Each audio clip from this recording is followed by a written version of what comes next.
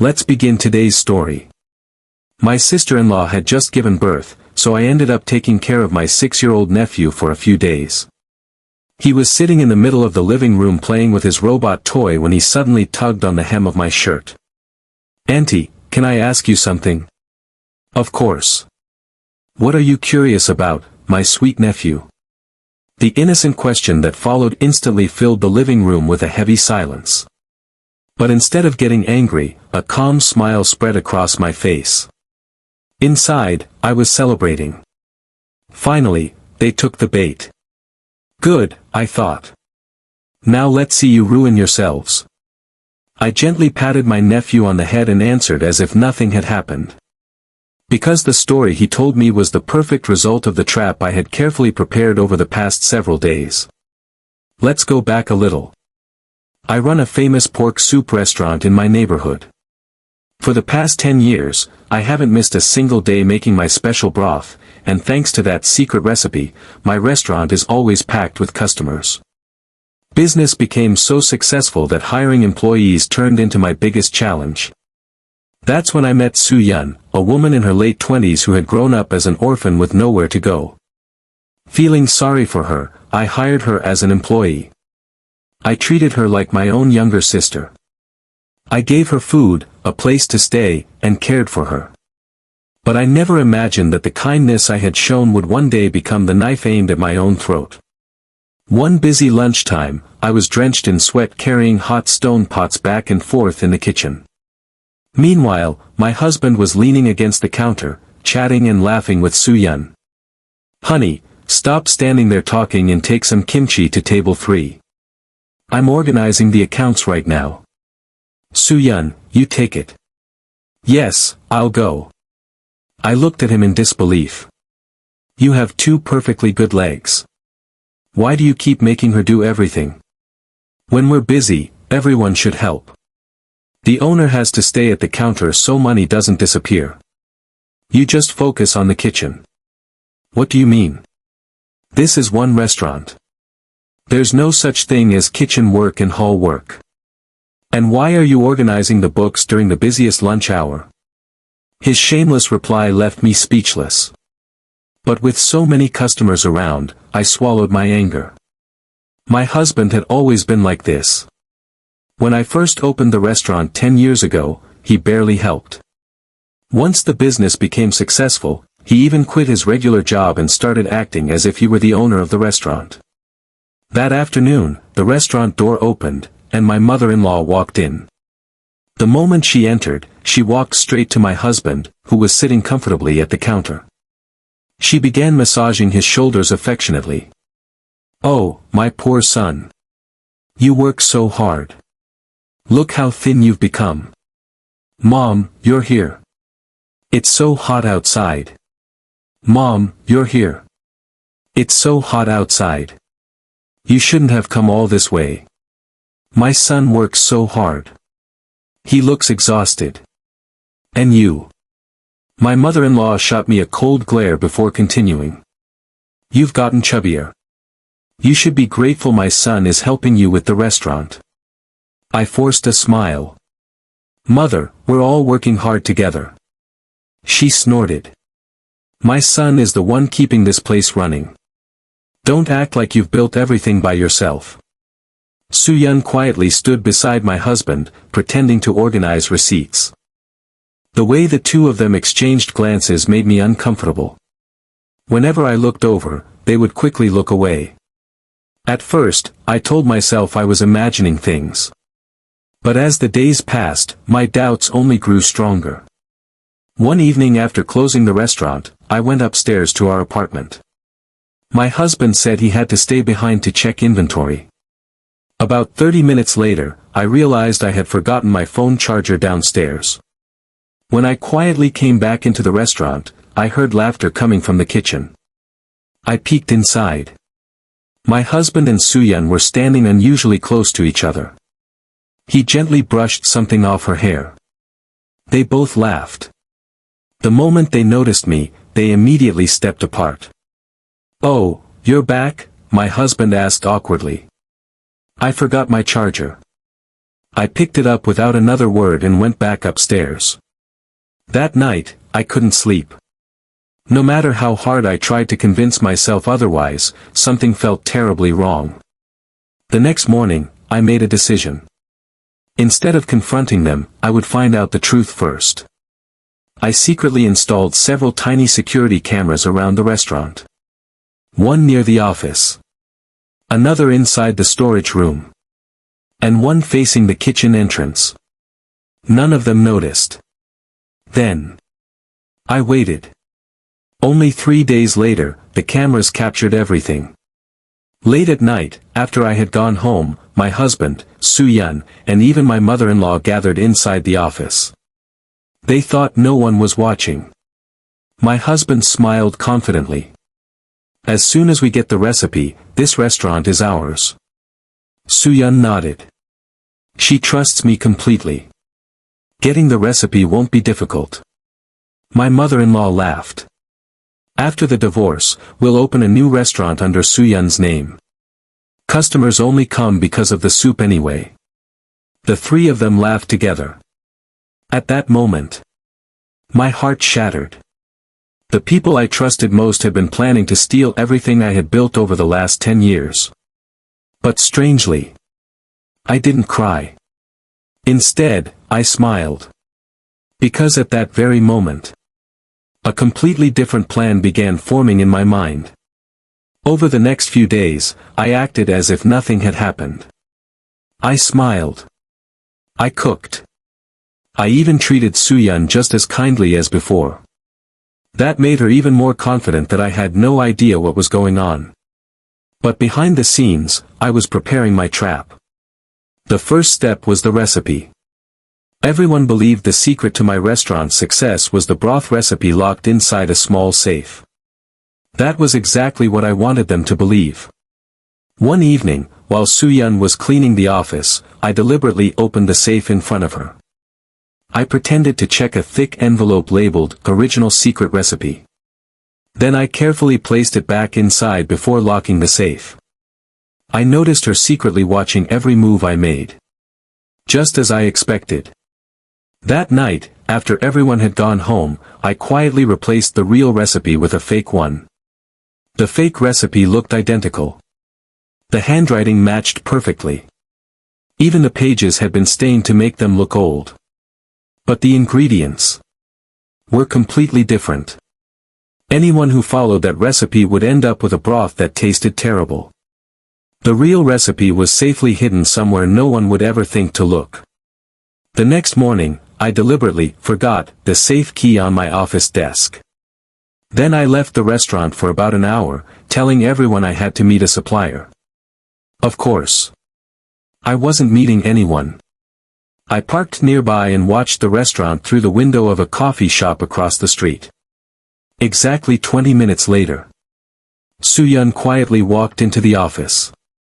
A few minutes after that, my husband followed her inside. My phone vibrated. The security camera had detected movement. I opened the live feed. There they were. My husband unlocked the safe using the key I had purposely left behind. Soo-yeon quickly took out the envelope. She carefully photographed every single page with her phone. Then she returned everything exactly where she had found it. They smiled at each other. "We've got it," my husband whispered. "Our restaurant is going to make us rich." Watching everything unfold on my phone, I couldn't help smiling. They had no idea. What they had just stolen was exactly what I wanted them to steal. The trap had worked perfectly. And from that moment on, their downfall had already begun. A few days later, my husband suddenly brought up a conversation during dinner. "Honey, I've been thinking." "What is it?" "Our restaurant has been doing really well lately. Don't you think it's time we opened a second branch?" I calmly took another bite of rice. "A second branch?" "Yeah. We shouldn't miss this opportunity." Before I could answer, my mother-in-law joined in. "Exactly. My son is right. If you keep hesitating, someone else will copy your business." Su-yun, who was washing dishes nearby, quietly added. I think it's a great idea too. Customers love your soup. I smiled. I'll think about it. The three of them exchanged satisfied looks. They probably believed everything was going according to plan. A week later, I noticed something strange. My husband had started going out almost every evening. Whenever I asked where he was going, he always had an excuse. I'm meeting a supplier. I'm looking at restaurant properties. I have business to take care of. But one afternoon, while checking our bank account, I froze. A huge amount of money had been withdrawn. What is this? When my husband came home that night, I asked him directly. Why did you withdraw all this money? He answered without even blinking. I invested it. Invested? We're opening another restaurant. My heart sank. You made such a huge decision without even talking to me. He frowned. I'm your husband. I don't need your permission. I looked at him quietly. So, whose name is the new restaurant under? For just a split second. His expression changed. Then he forced a smile. It's temporary. Just for tax purposes. I already knew he was lying. Because through the cameras, I had seen everything. The new restaurant wasn't under his name. It wasn't under mine either. It was registered under Su-yun's name. On the day of the grand opening, the three of them looked happier than ever. My husband wore a brand new suit. My mother-in-law greeted guests proudly. And Su-yun stood at the entrance like she was the owner. They believed their future had finally begun. Meanwhile, I quietly stayed in my own restaurant. Smiling. Waiting. Because I knew exactly what was about to happen. The fake recipe they had stolen was about to destroy everything they had built. The grand opening was packed with customers. People had been waiting since early morning to taste the soup everyone had been talking about. My husband stood proudly at the entrance, greeting guests with a big smile. Su-yun was busy taking orders. My mother-in-law walked around introducing the restaurant to everyone she knew. Everything seemed perfect. For about 30 minutes. Then, the first customer frowned after taking a spoonful of soup. Excuse me, this tastes strange. Another customer took a bite and immediately put down the spoon. This isn't good at all. Within minutes, complaints started coming from every table. The broth smells weird. Why is it so bitter? This tastes nothing like the original restaurant.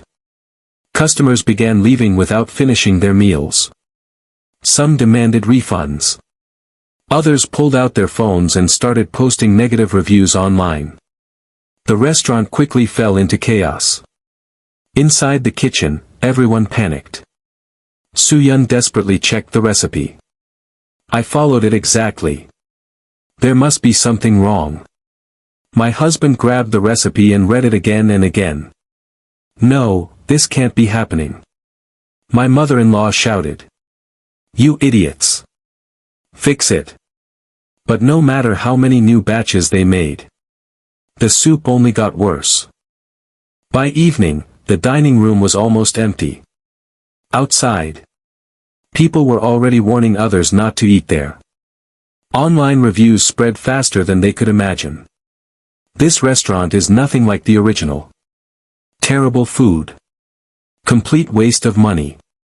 Their reputation collapsed in a single day. That evening, my husband stormed into my restaurant. He slammed the fake recipe onto my desk. You tricked us. I looked at him calmly. What are you talking about? This isn't the real recipe. I slowly smiled. So, you admit you stole it? His face instantly turned pale. He realized what he had just confessed. Before he could say another word, I placed several printed photographs on the table. Security camera images. There they were. Him. Su-yun. And my mother-in-law. Standing in my office. Opening my safe. Stealing my recipe. One picture after another. His hands began to shake. You set us up. I nodded. No. You set yourselves up. You betrayed the person who trusted you most. And now. You'll face the consequences. The very next morning, I met with my lawyer. I handed over every piece of evidence I had collected. The security camera footage. Photos. Audio recordings. And copies of the financial records. There was more than enough proof. Not only had they stolen my business secrets, but they had also used money that legally belonged to both of us to open a new restaurant. My lawyer smiled confidently. We'll win this case. I simply nodded. I know. A few days later, they were all served with legal papers. The smiles disappeared from their faces. My husband called me over and over again. I ignored every call. Then he started sending messages. Let's talk. There must be some misunderstanding. Please answer. I deleted every single one. Not long after that. The bank contacted my husband. The loan he had taken to open the new restaurant was already becoming a problem. Because business had completely collapsed. There was no income. No customers. Only debt. Within weeks, creditors began demanding payment. The pressure kept growing. One evening, there was a knock at my door. When I opened it, my husband and my mother-in-law were standing outside. They looked completely different.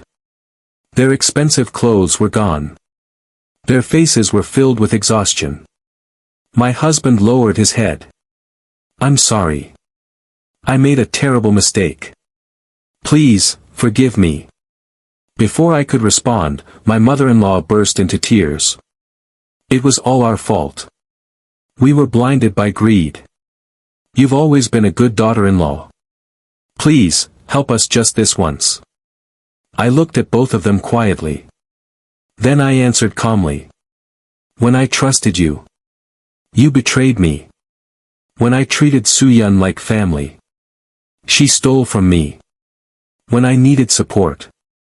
You all chose greed instead. So why should I help now? Neither of them could say a word. I slowly closed the door. That chapter of my life was over. A few weeks later, the court hearing finally arrived. Every piece of evidence was presented.